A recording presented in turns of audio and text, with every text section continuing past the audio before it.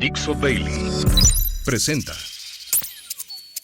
Rochamoya, el Mayo, el FBI, la Avioneta, el Huachicol y el narcopartido Morena. Fue el FBI, junto con otras agencias norteamericanas, quienes atraparon al Mayo Zambada, y a partir de ese día se empezó a caer ese castillo de naipes, ese fraude al que llaman la Cuarta Transformación.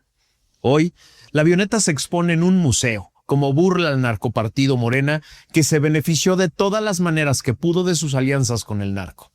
Esta semana se sumaron nuevas evidencias de las perversas relaciones entre el Huachicol, los gobiernos de Sinaloa y Tamaulipas y las aduanas señaladas como cómplices directos de esta trama criminal. Hoy queda más claro que nunca, para todo el que no sea cómplice o pendejo, que un voto por Morena es un voto por el narco.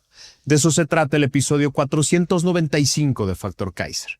Antes te quiero pedir unos cuantos segundos para hablarte de dos cosas muy importantes: la comunicación independiente y libre y la creación de comunidades solidarias. Factor Kaiser es un experimento en tres sentidos. Primero, queremos probar que no se necesitan foros enormes y caros, producciones gigantescas y el respaldo de intereses político-económicos para comunicarle a los mexicanos lo que sucede en el país y fuera del país. Se puede hacer desde un pequeño foro como este, en mi oficina, con buen contenido, serio y documentado, objetivo y veraz, que llega a más de 250,000 personas en promedio cada semana, solo aquí en YouTube, a los que se suman decenas de miles de personas más que nos escuchan en todas las plataformas de podcast. Segundo, queremos probar que este esfuerzo constante, disciplinado y objetivo de comunicar la verdad, con datos duros y sustento, puede influir directamente en la conformación de un nuevo tipo de ciudadanía, más despierta y más consciente como tú. Y tercero, queremos probar que un proyecto como Factor Kaiser puede vivir y crecer y se puede financiar gracias a la generosidad y al apoyo directo del propio público, que ayuda a mantener la libertad y la independencia al comunicar, pero también que esa misma comunidad solidaria puede ayudar por esta misma vía a los niños con cáncer de Oaxaca, a través de la organización Con Causa, a quienes la comunidad solidaria de Factor Kaiser les envía directamente el 20% de todas las inscripciones a la sección Ciudadano Comprometido de cada mes. Venga, hombre, sé parte activa de este experimento ciudadano, de esta comunidad solidaria. Únete y ayuda. información, política, datos duros, análisis y opinión. Factor de cambio con Max Kaiser. Factor Kaiser.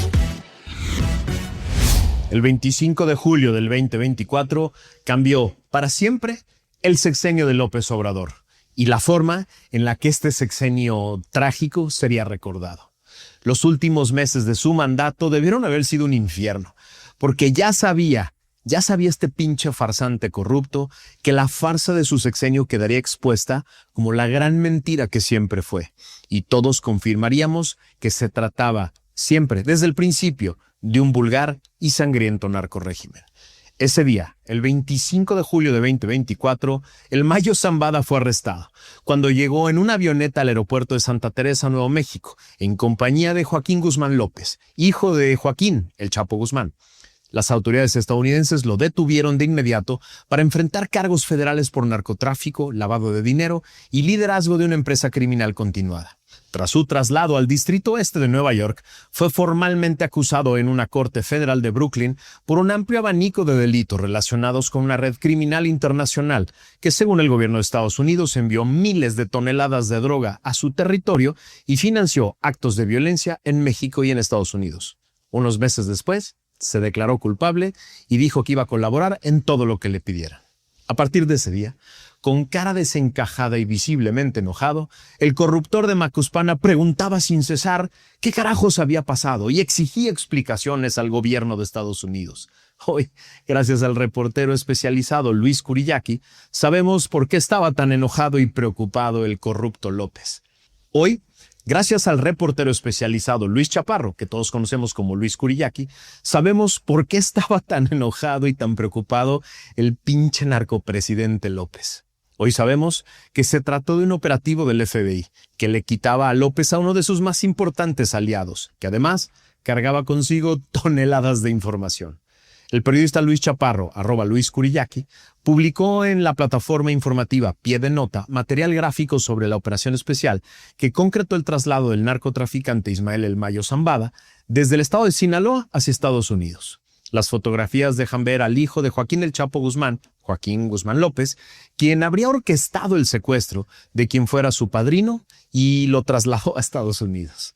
En su podcast Pie de Nota mostró un recorrido por el interior de la aeronave que trasladó a los capos mexicanos, donde se observan manchas en los asientos que podrían corresponder a un posible forcejeo. El periodista aseguró que su medio digital obtuvo una declaración oficial que atribuye al Buró Federal de Investigaciones, el FBI, donde textualmente se acepta su participación. Cito a Luis Curillaqui. Fue un grupo de trabajo conjunto del Buró Federal de Investigaciones, el FBI, la Agencia de Seguridad Interior, HSI, y la Agencia Central de Inteligencia, la CIA, quienes estuvieron detrás de este operativo utilizando a Joaquín Guzmán López como el principal operador material del secuestro. Pero hoy, Pie de Nota obtuvo una declaración oficial del Buró Federal de Investigaciones, el FBI, donde textualmente se acepta su participación. Dice Luis, en un operativo heroico y sin precedentes, los agentes especiales del FBI lograron hacer la aprehensión. En la parte central del interior, donde se encuentran los asientos largos, se observan marcas de forcejeo, tallones de zapatos en el asiento, las ventanas tronadas a golpes, el respaldo quebrado de algunos de los asientos, agregó Luis. En las imágenes se aprecia también al Mayo Zambada cuando desciende de la aeronave, la cual habría sido modificada para evadir el rastreo. El capo sinaloense baja de la avioneta y detrás de él se aprecia un agente estadounidense. Se observa que está descendiendo de la aeronave, custodiado por varios agentes federales, algunos del FBI, algunos de otras agencias, justo cuando estaba aterrizando ese avión y ya lo estaban esperando, afirmó. Como para acabar de burlarse de López y de Sheinbaum, el FBI decidió donar el avión donde fue trasladado el líder del cártel de Sinaloa a un museo, así como lo escuchaste. Tras haber participado en una de las operaciones más importantes de Estados Unidos contra el cártel mexicano, la aeronave fue donada por el FBI al Museo Air War Eagles en Nuevo México. Se trata de un Beechcraft King Air 200, modelo 1976, que, según la directora del museo, se encuentra exhibido debido a la historia compleja que hay detrás de él. Un día iré a visitar ese museo para ver el aparato en el que voló la farsa de la Cuarta Transformación para nunca regresar. A ver, me regreso yo al 27 de julio de 2024, es decir, 2 días después de aquel operativo crucial. Ese 27 de julio de 2024, el New York Times explicaba cómo había sucedido el importante arresto que el gran capo libró durante décadas en México. Cito al New York Times. Parecía una historia sacada de una novela de narcos. Uno de los mayores capos de la droga de México subió a un avión, cruzó la frontera y fue presentado a los agentes federales estadounidenses por el hijo de su antiguo socio criminal, además de su padrino.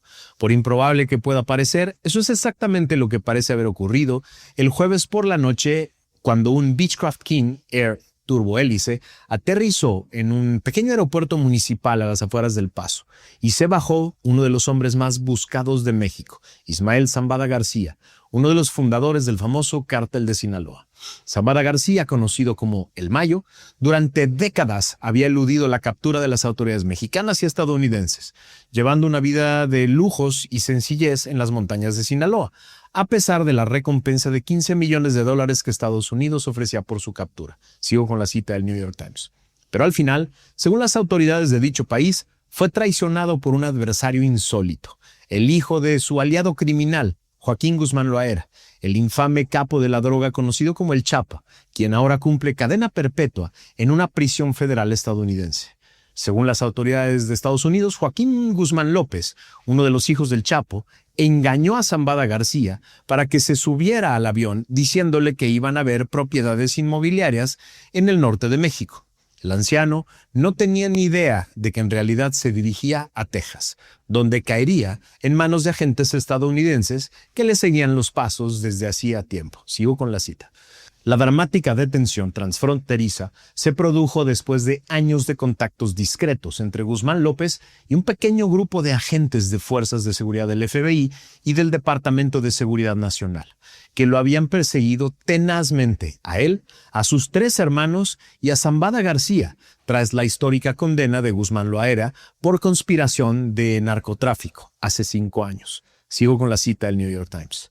Casi de inmediato, las 2 detenciones desataron un torrente de preguntas en México, donde el gobierno dijo que no había desempeñado ningún papel y que no sabía nada hasta que la embajada estadounidense llamó con la noticia de que Zambada García y Guzmán López estaban bajo custodia.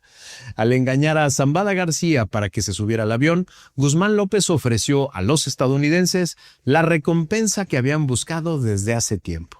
Y al hacerlo, también puede haber aumentado sus posibilidades de conseguir un trato favorable para él y para su hermano más cercano, Ovidio Guzmán López, quien ya está bajo custodia federal en Estados Unidos. Cierro la cita. Es decir, para el presidente López se había construido una pesadilla que nunca vio venir. El FBI pactaba con uno de los hijos del Chapo la captura del Mayo, para que ambos quedaran a disposición de las autoridades de Estados Unidos y compartieran todo lo que saben respecto del narcopartido. A partir del 24 de julio de 2024, no solo se desató una sangrienta guerra en Sinaloa, librada entre los chapitos y los leales al Maya por la traición cometida, sino que quedó sentenciado para siempre el sexenio de la ceñito Sheinbaum, que ahora se tendría que dedicar a ser la de abogada defensora. Seguro ese día se dieron cuenta de que no era suficiente la destrucción del Poder Judicial, la militarización del país o la captura de las fiscalías de todo México, porque los chingadazos iban a venir desde afuera. La llegada de Trump al poder les acabó de arruinar la fiesta. Como hemos platicado varias veces aquí, desde la toma de posesión de Trump se generó una secuencia de decisiones, órdenes ejecutivas, políticas públicas y actos jurídicos que pondrían al narcorrégimen morenista contra las cuerdas, tratando de evadir golpes y buscando negar la realidad. De todas hemos platicado puntualmente aquí en Factor Kaiser. Te expliqué la decisión de declarar a los cárteles como organizaciones terroristas extranjeras y todas las implicaciones que esto tiene. Te expliqué el memorándum del Departamento de Justicia pidiendo a todos sus fiscales priorizar la guerra contra estas organizaciones. Te expliqué la orden del fiscal a cargo de la lucha contra el crimen organizado de utilizar todas las leyes antiterrorismo y los instrumentos antiterrorismo en estos casos. Te expliqué de la estrategia de seguridad nacional de Estados Unidos que ponía a estas organizaciones como la amenaza principal y el permiso para actuar con todo el aparato militar y de inteligencia contra ellas. Te expliqué el contenido de la estrategia antidrogas emitida por la DEA y cómo señalaba a los cárteles de la droga mexicanos como la principal amenaza por su liderazgo en la producción, transporte y venta de fentanilo. Te expliqué después las implicaciones de declarar al fentanilo como un arma de destrucción masiva y cómo eso generaba un cambio radical de política pública en Estados Unidos. Te expliqué las implicaciones de las detenciones del narco canadiense, del Mencho, del jardinero y del operativo en el Chaifa, ese bombazo en la camioneta, todos con participación directa de Estados Unidos. Te expliqué las consecuencias de la entrega voluntaria de 2 de los chapitos, a cambio de recibir en Estados Unidos a sus familias para protegerlas. En el Inter, nos enteramos por una megafiltración que hizo Gertz Manero de todo el expediente del huachicol fiscal, que embarra a todo mundo y que nos hacía ver que estábamos frente al caso de corrupción más grande de la historia de México. Unos meses después, el exconsejero jurídico de López confirmaba que el monstruo llamado huachicol fiscal financiaba con miles de millones de pesos las campañas electorales de Morena. El miércoles pasado, en el episodio 494 de Factor Kaiser explicamos que el Departamento del Tesoro norteamericano confirmaba que los miles de millones de dólares que se obtenían de manera ilegal por vía del huachicol fiscal servían para pagar campañas políticas y para sobornar a funcionarios de todos los niveles, para obtener protección y para obtener contratos públicos que les permitieran recuperar esos recursos. Y así hemos ido armando el rompecabezas, poco a poco. Este rompecabezas que nos llevó hasta la acusación formal del Departamento de Justicia de Estados Unidos contra Rocha Moya, el senador Insunza y 8 cómplices más por narcoterrorismo. Como puedes ver claramente con este breve recuento que hice hoy, De todo lo que hemos platicado aquí en Factor Kaiser desde julio de 2024, la acusación contra Rocha Moya no es un caso aislado, no es un simple desplante político y menos un intento de intervención electoral de Trump en México. Es solo la primera consecuencia visible, clara, de una cadena de actos, decisiones de distintos actores que apuntan a Sinaloa, Tamaulipas, a Sonora, a Michoacán y a diversos gobiernos del narcopartido, en especial al gobierno federal. Esta semana nos enteramos además, por una investigación de Mexicanos contra la Corrupción, de dos cosas gravísimas. Primero, de que el gobierno de Rubén Rocha Moya transfirió fondos a Ahabat Logistics Solution, comercializadora de petrolíferos que el Departamento del Tesoro identificó el pasado martes como parte de una red de lavado de dinero vinculada al contrabando de combustible, al huachicol fiscal, del Cártel Jalisco Nueva Generación. Esto es gravísimo porque cierra la pinza de la que hemos platicado. Los cárteles ponían la lana en efectivo obtenida del huachicol para pagar campañas electorales y los gobiernos de Morena se las regresaban vía contratos con empresas que hoy están directamente sancionadas por el Departamento del Tesoro norteamericano como parte de la red de tráfico de hidrocarburos ilegales y de lavado de dinero. Una pieza más en este asqueroso rompecabezas. Pero también nos enteramos hoy, también vía Mexicanos contra la Corrupción, de que desde el 2019, la hermana de Oscar Juraidini, identificado por el Departamento del Tesoro de Estados Unidos como operador financiero de una red de huachicol fiscal del Cártel Jalisco, ocupa la jefatura de trámites y asuntos legales de la aduana de Matamoros, en Tamaulipas. El mismo puesto que desempeñó Carlos Eugenio Benítez Horta, detenido en Texas por presuntamente facilitar el cruce de combustible ilegal en esa frontera. En esa aduana, la hermana de Oscar Juraidini llegó a obtener bajo su control la operación del SICOBI, Sistema de Control de Bienes de Comercio Exterior embargados o en abandono, utilizado por las autoridades aduaneras para registrar y rastrear el estatus legal y el destino final de las mercancías embargadas por el SAT, de acuerdo con sus declaraciones patrimoniales en 2020 y 2021. A ver, ¿te acuerdas que el miércoles pasado te platiqué que, de acuerdo con el Departamento del Tesoro de Estados Unidos, los cárteles utilizan las ganancias obtenidas del huachicol para financiar campañas de políticos corruptos, dispuestos a ceder puestos administrativos clave en el gobierno que faciliten las operaciones de contrabando de combustible? Pues esta es una muestra clara y directa de esa operación, de esa estrategia, de ese método, que seguro se dio por todos lados. El narcorrégimen morenista es el estanque de un Sanirrent al final de un fanfest en un partido de México. En ese estanque lleno de mierda nadan, con la mierda hasta el cuello, los miembros de este narcopartido llamado Morena. Se van a defender de todas las maneras que puedan. Lo van a negar hasta la muerte, pero ya no hay forma de esconder lo evidente. El olor de ese pinche Sanirrent morenista apesta por todo el mundo. Y ya se está desbordando por todos lados. Para suerte del narcopartido, la selección tiene muy distraídos a los mexicanos, pero el mundial se va a acabar y todos vamos a voltear a ver ese pinche estanque lleno de mierda que es el narcopartido Morena.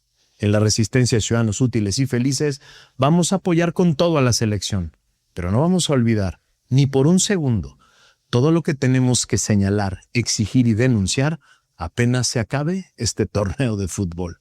Y por eso, ¡viva la Resistencia! Una producción de Dixo.